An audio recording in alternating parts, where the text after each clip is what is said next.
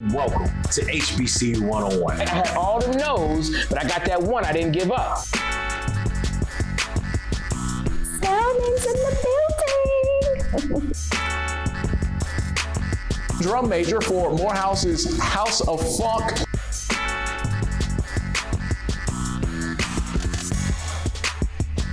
What's up, everyone, and welcome to HBCU 101. I am your host, Jaleel Thurman. HBCU 101 is a show that will take you all over the nation, give you the ins and outs of HBCUs, a little taste of their HBCU flavor. On today's episode, we talk to a music mogul from Jackson State University. But before we dive into that, let's check out our HBCU news and see what's buzzing in our community. Hey, what's up, Jaleel? Let me drop a quick name on you. Mackenzie Scott. Earlier this month, she dropped millions of dollars on 17 different HBCUs. It was her second round of giving as she attempts to give away the majority of her fortune.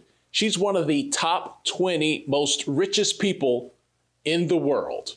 One of the schools that benefited this month, a school you know all too well, Virginia State University, they received $30 million.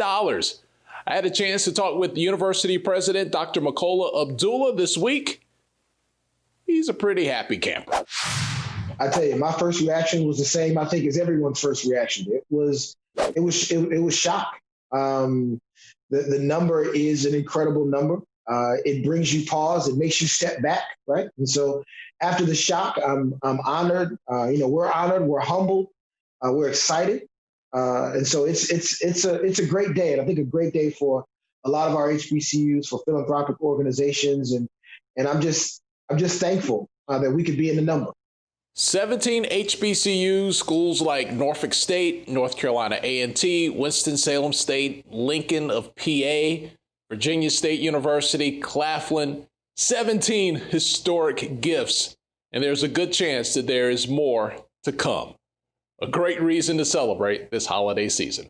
All right, let's get back to HBCU 101 with Jaleel Thurman. Happy holidays, everyone. Those that went to high school with him know him for being extremely active, especially as captain of the marching band. But the world today knows him for taking his love for music and developing some of the world's most iconic artists today. HBCU 101 is honored to sit down with Jackson State University alum, Maverick partner, COO of Young Money Entertainment, and co-CEO of the Blueprint Group. Absolutely. Mr. Cortez Bryant himself. What's up, y'all? What's going on? I'm good, man. I'm good, You know, it's always weird when you start hearing them accolades. Like, oh, yeah, I was. Oh, I did. Oh, you're right. Yeah, I work a lot. That's saying I got a whole lot on my plate. Got you. Hey, but you're doing well. You're doing well. You're looking good, too. You're looking good. I appreciate it, man. I appreciate it. Now, you're from New Orleans. Yeah. And you found your way to Jackson, Mississippi at Jackson State. Now, traditionally, a lot of times people just find themselves at these HBCUs. However, you actually had a band scholarship to attend Jackson State. Now, was that the only HBCU that you had a band scholarship for?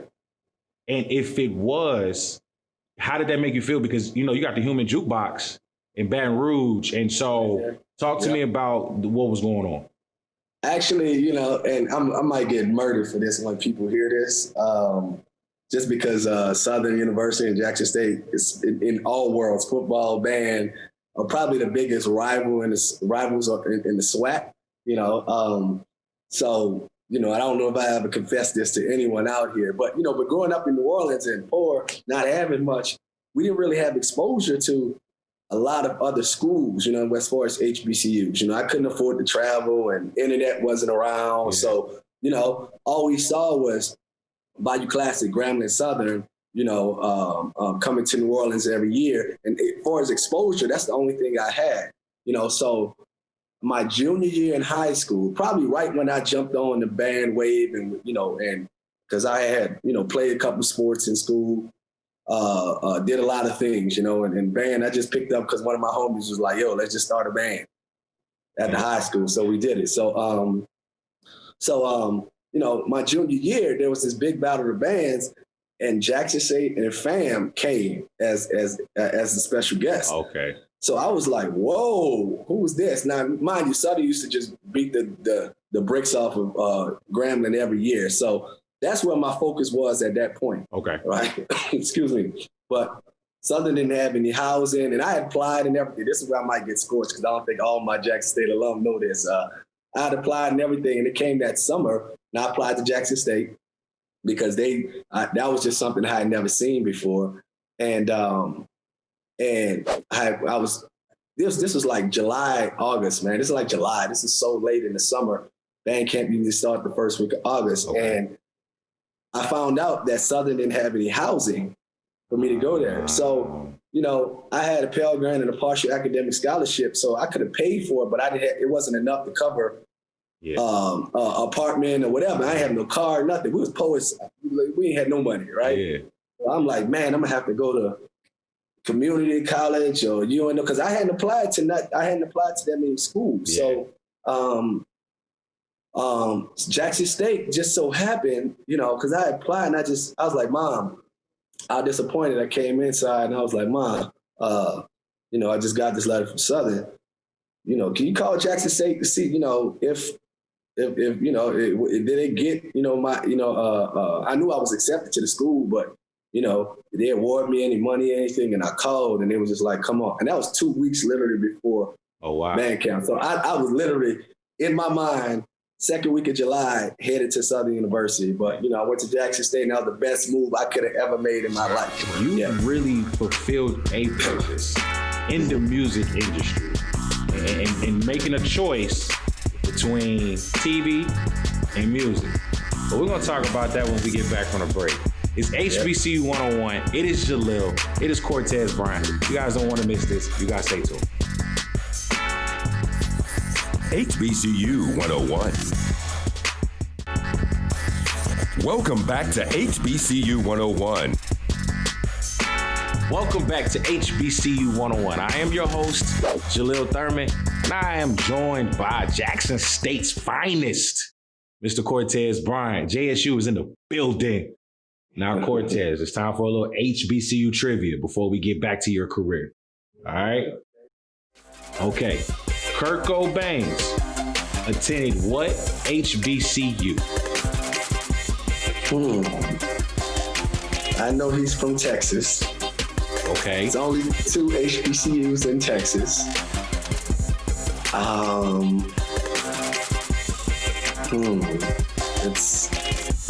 I'm gonna say Texas Southern University. Texas Southern. Prairie View? It's Prairie View. It's Prairie View.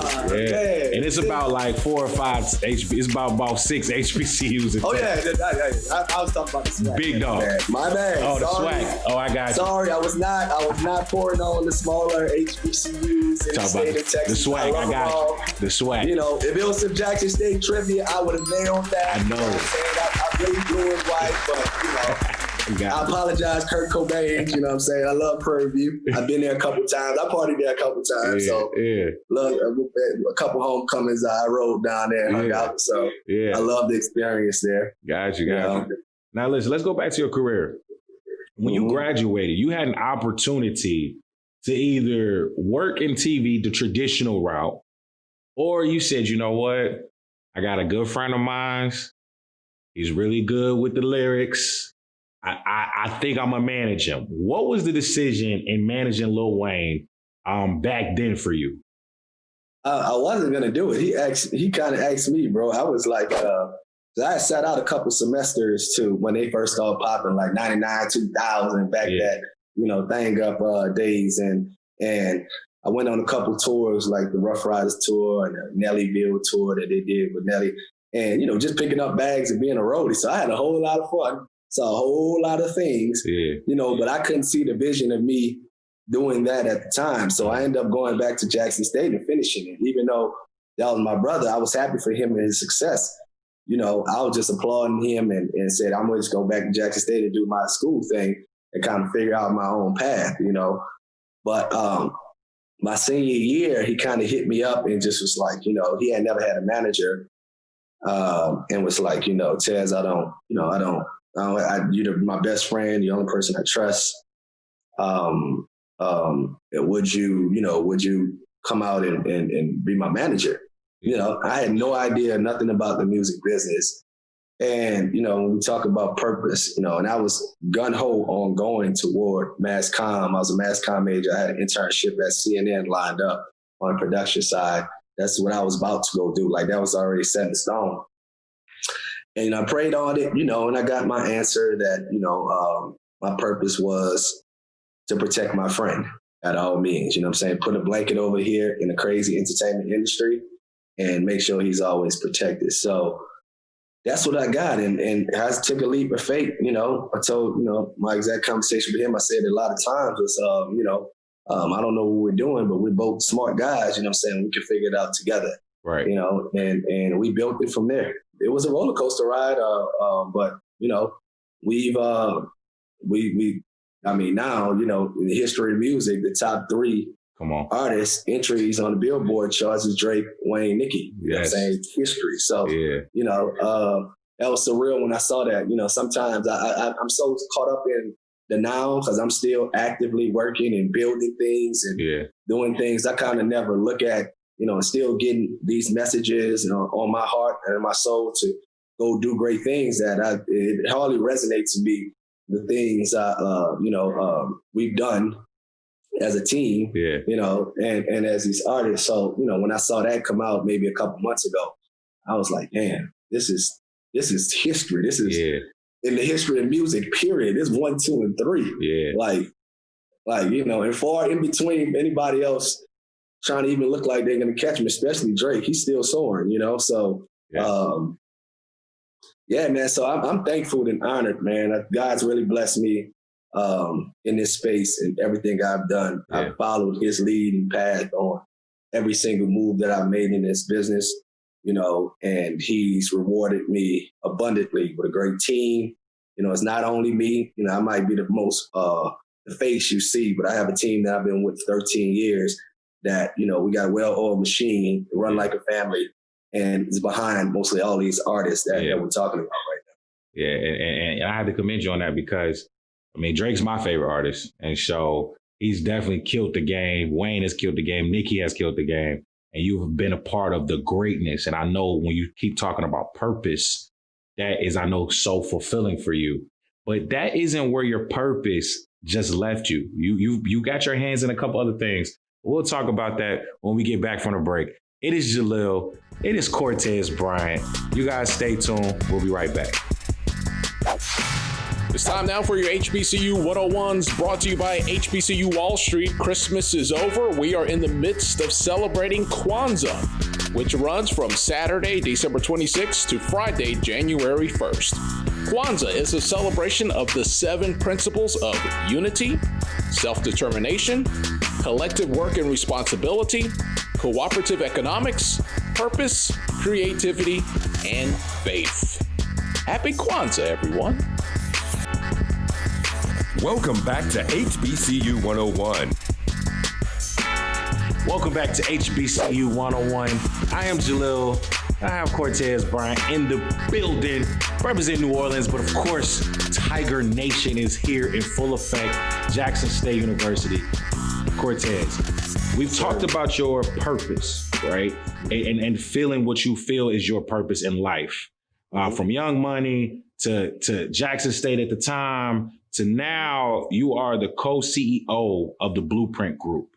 Mm-hmm. Talk to us briefly about the organization and what you guys are putting together. So the organization is the Blueprint Group is my team. It's my management team that's actually been behind the scenes with the behind the scenes machine of all these artists that, outside of the Young Money artists, we got the likes of Kanye West, started his career. My partners, currently Lil Nas X, G-Eazy, Trippie Redd, The Roots, Jill Scott.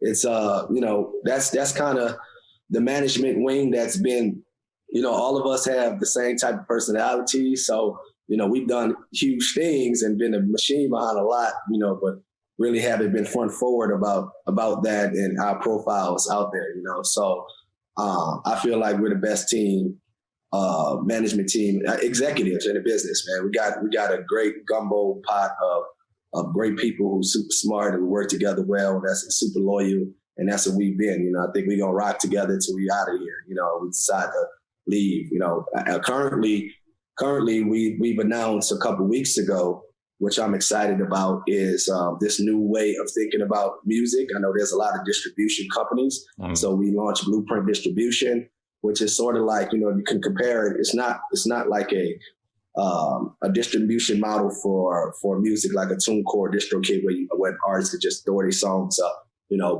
And it's not a label where you give up 100% of your rights and don't have creative control. Like we have partnerships now, and that's what we kind of call it. You know, we don't even like to use the term. We don't even like to use the term like distribution and label, because our next pathway that we've announced is just straight having 50-50 partners, a strategic partnership with artists. So, you know, where, you know, we go in there as partners, they bring their creativity to the table. We bring our 20 plus years of my whole team of expertise and staff, and we have a little money. We might not have major label money, but we also did it to teach these artists how to really become entrepreneurs and teach them the music business. Speaking of education, speaking of purpose, you decided to take your talents back to Jackson State University, in which you are teaching a course, careers in music. Why? Yeah. I had the relationships at the school already. I've always been supporting my alma mater and giving back and giving back, right? I've been doing that since I've been in the business and had a little change in my pocket. I've always, you know, I have an endowment fund there. The name of my band director who gave me the scholarship, right? So I've always given back, but I was like, man, it's time I could really amplify this. You know, I knew about the Dion play. That's my guys. So, you know, I was behind the scenes, you know, with that. So I was like, oh, this is happening. Let me do, you know, and I talked to the president. The president was forward thinking. You know, I love him, President Thomas Hudson. Like, he's the first president that called me and didn't ask me for money. First time he called, you know, back in March, he asked me, you know, Taz, what can we do to market ourselves like the Howards and Morehouses and Spellmans? And we know that's your area of expertise. Like, what can we do? And I respected that, because I saw he had vision. He was interim president at the time, you know? So I was like, I respect him. I know he got a vision. And that conversation led me to going and was just like, yo, this is what I want to do. And I don't only want to teach a class.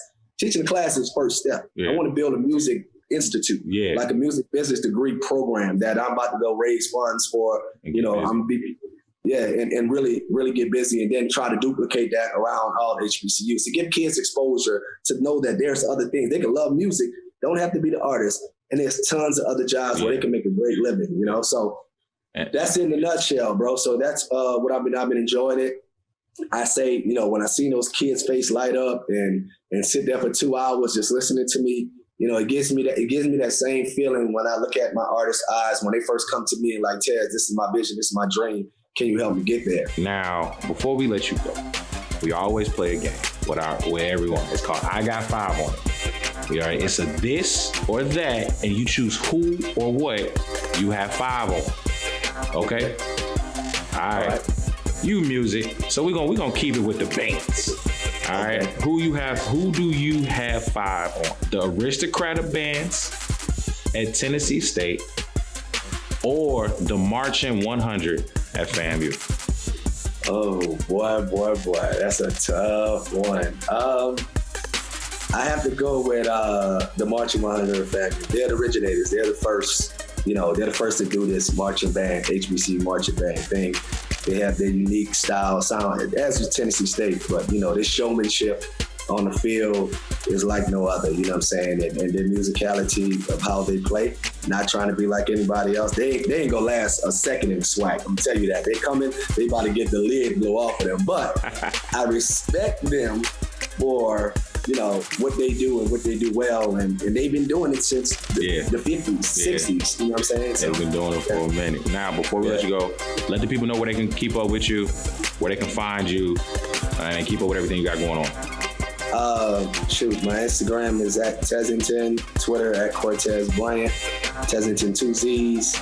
I think that's all I have. Yeah, our website is theblueprint.group. You know, you can follow everything that we got going on there from the management side to the distribution side, you know, and pay attention to the Jackson State class. These courses are not only for Jackson State students. When we open up next semester, anyone in the country world could apply and enroll for this course, you know, that I'm going to also teach. I'm coming back next semester to teach, you know, and pay attention for that information because this is not only for Jackson State students. I'm opening it up for everybody. Got you. Well, I want to say that's huge. I mean, that you didn't keep it to just Jackson State. You gave them the first one, but you open it up, and that's what the world needs. It's HBCU 101. It's Cortez Bryant. You guys stay tuned. All right, time now for Did You Know, brought to you by HBCU Pride Nation. Did you know, in 1854, Lincoln University of Pennsylvania was the first HBCU to grant degrees to African Americans. HBCU 101. HBCU 101. Welcome back to HBCU 101. The Wear Brim Spotlight is on Paula Jenkins with LFS Consulting, LLC. She helps bring hope to complicated financial situations. Paula focuses on the importance of building an emergency fund, creating and following a budget, paying down debt, and focusing on generating wealth. Paula Jenkins is a proud Tuskegee alum. Thank you, everyone, for supporting this season of HBCU 101 and the Wear Brims Spotlight. And that is it for today's episode of HBCU 101. I want to send a special thank you and shout out to Mr. Cortez Bryant for joining the show and giving us the scoop on everything from Jackson State University to the Blueprint Group and, of course, Young Money Entertainment. For the entire crew, I am your host, Jaleel Thurman, and I want to wish you all a happy holidays and a happy new year.